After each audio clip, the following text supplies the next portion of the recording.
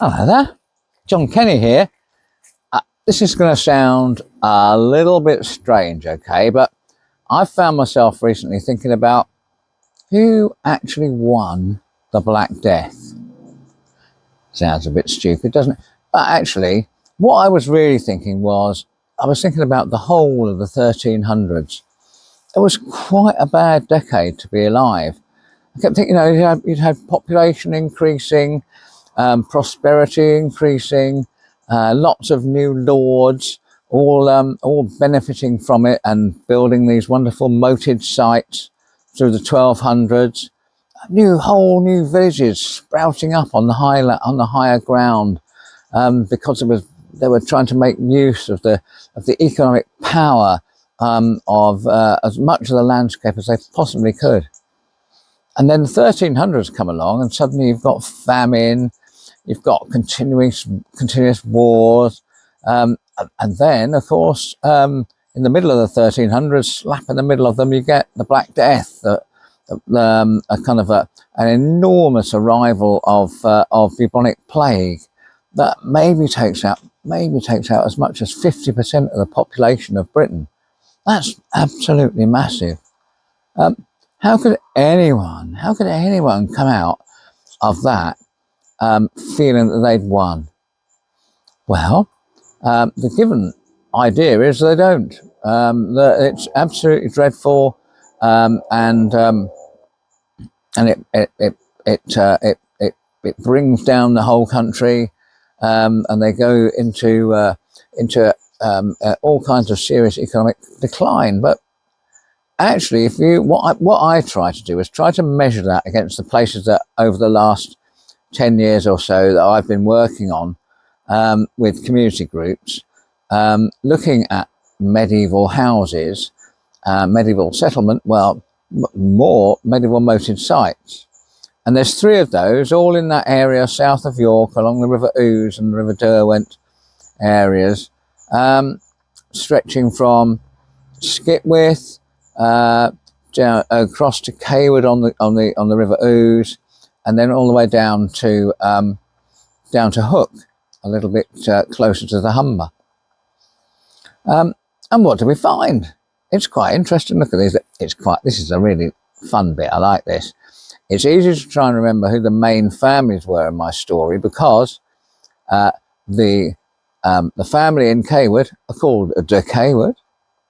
The family that we're probably talking about, certainly in the later stages in Skipwiths, are the de Skipwiths. And down in Hook, you never guess what they're called. The de Hooks. It's like I made it up. I promise I didn't. It's just the way it pans out. I didn't decide to go and excavate these 3 sites because it was easy to remember the name of the family.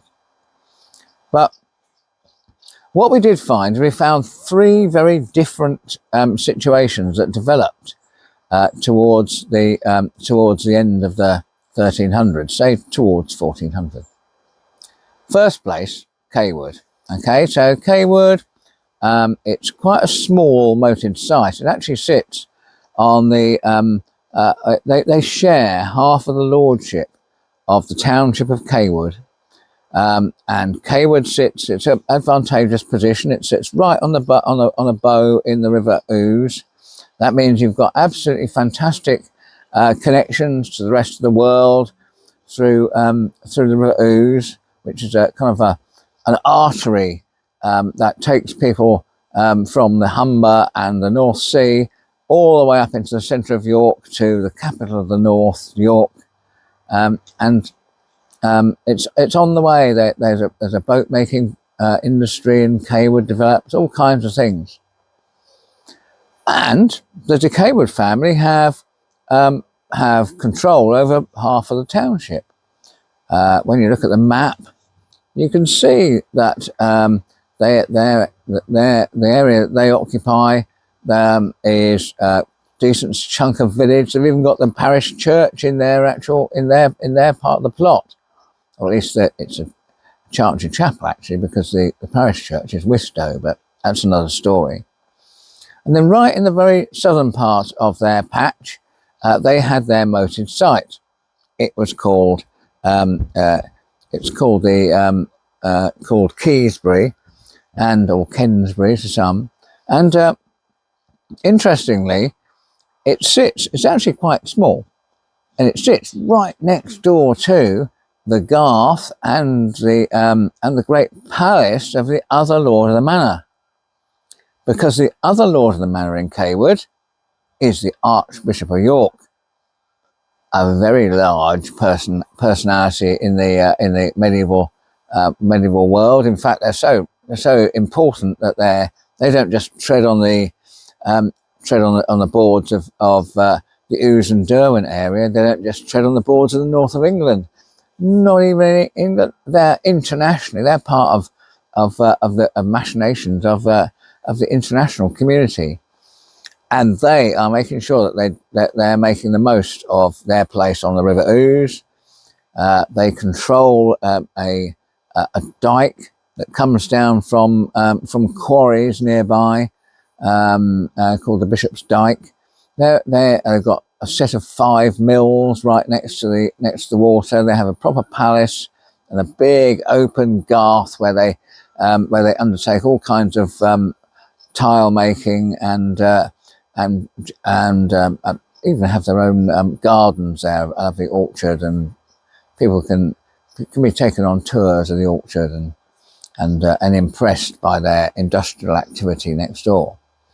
So poor old the Cawood family, they're sat next to this, and they're trying to operate on a much more normal, if you like, basis for a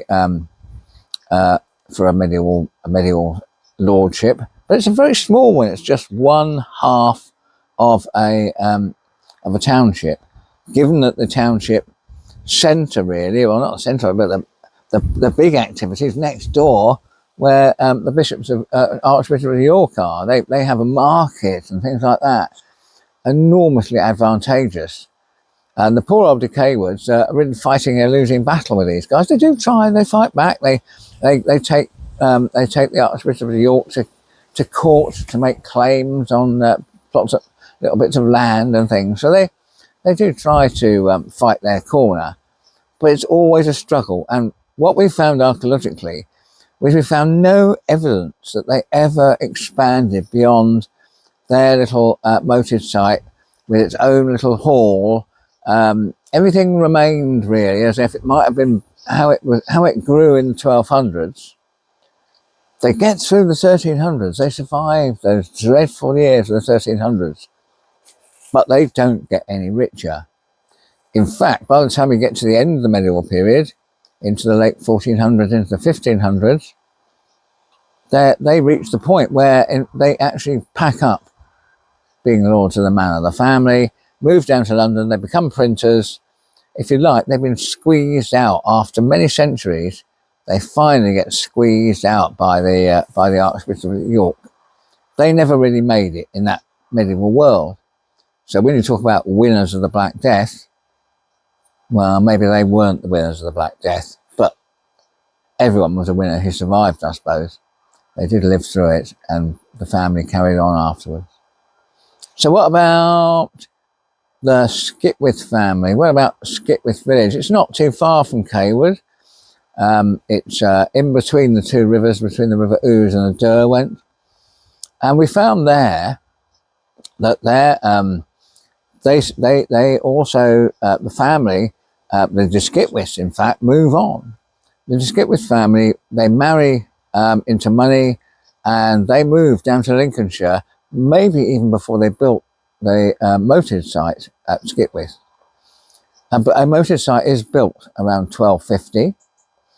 It's not particularly grand. It's very much like the one at Keysbury, the one at Cawood. It's probably a hall with a few ancillary buildings, but with a moat round it.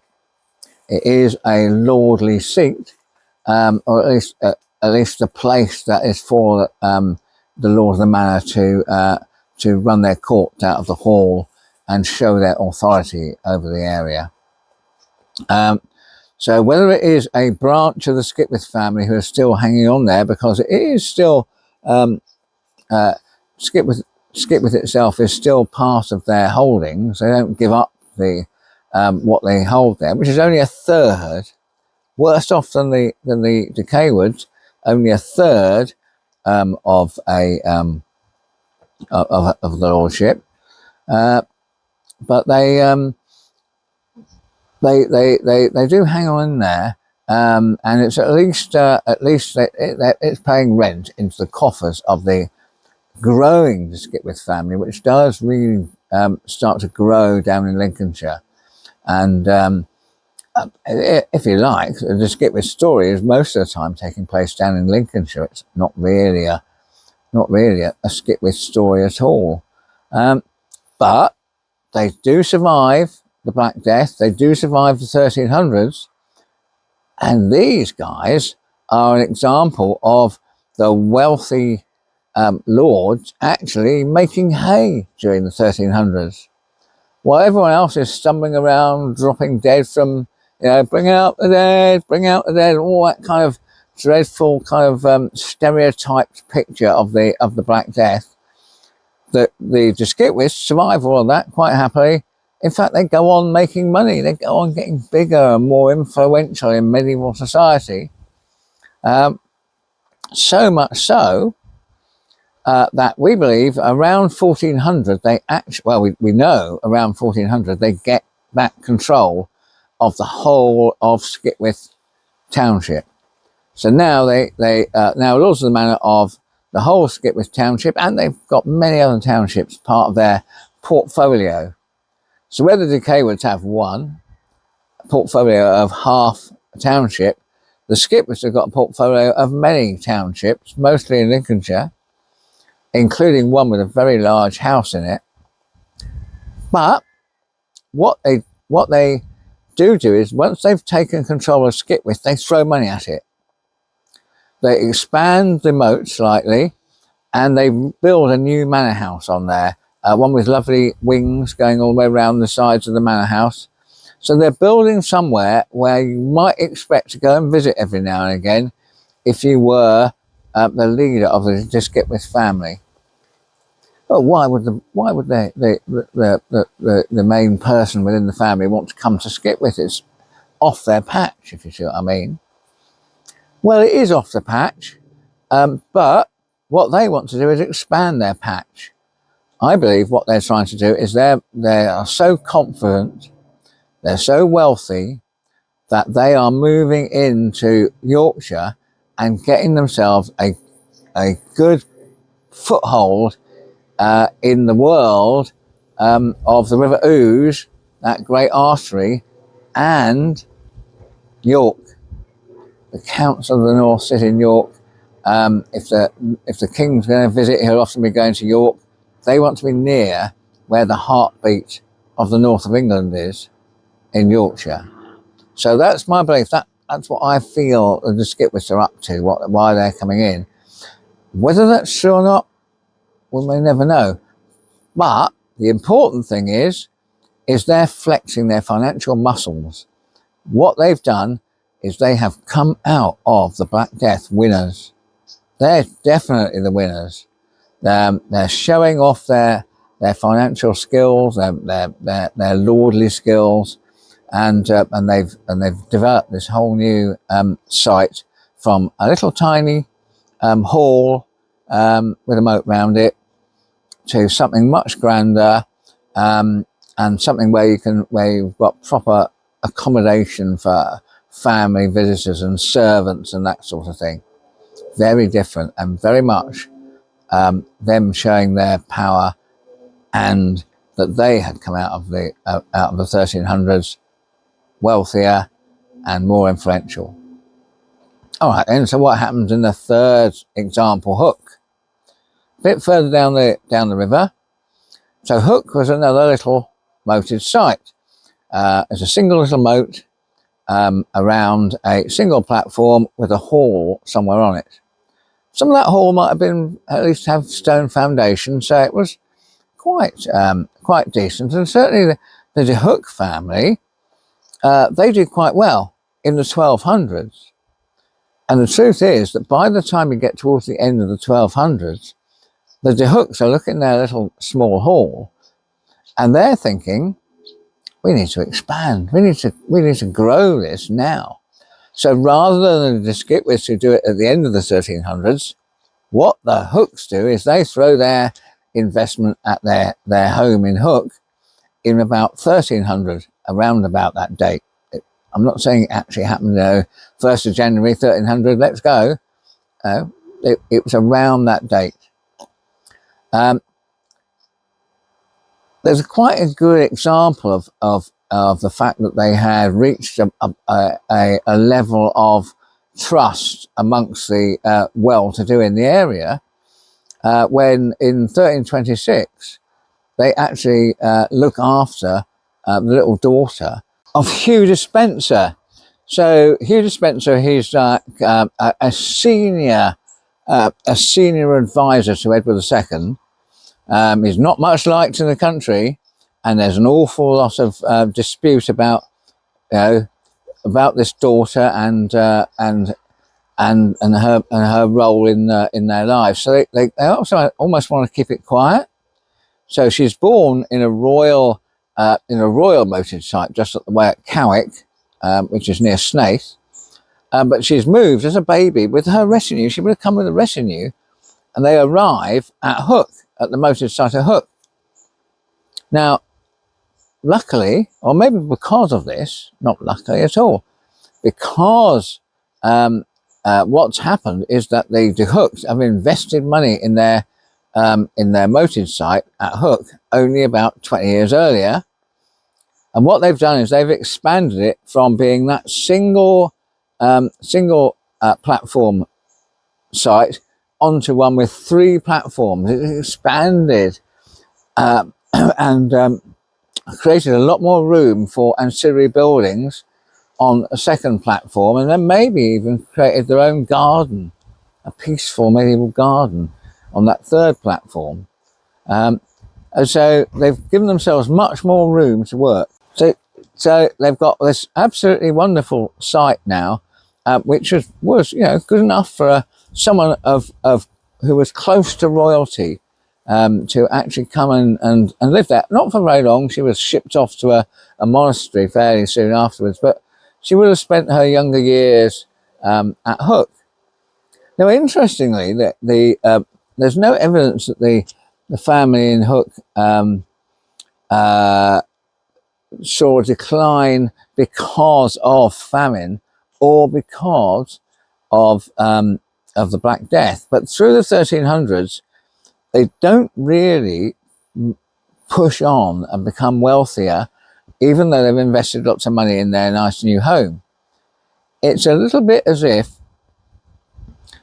with the reduction in population, that there's not really enough people to keep the power and the, well, that was just the wind blowing over my tripod. Whoopsie.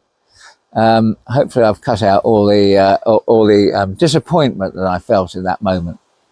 So anyway, just to finish off and say that the De Hook family, they didn't die out because of the Black Death, but what they did do is they carried on limping along, really. They never expanded, and eventually, when you come to the end of the medieval period, they never really carry on. In the end, they drift away from being lords of the manor of Hook, and eventually other names take those roles, like Jefferson. So you've got 3 different stories, and there's one of them is obviously a clear winner out of the Black Death, out of the 1300s. One of them doesn't really ever grow, and the third one kind of grows in the 1200s. They're there, they're ready to make that move, and then the 1300s seems to suppress their fortune.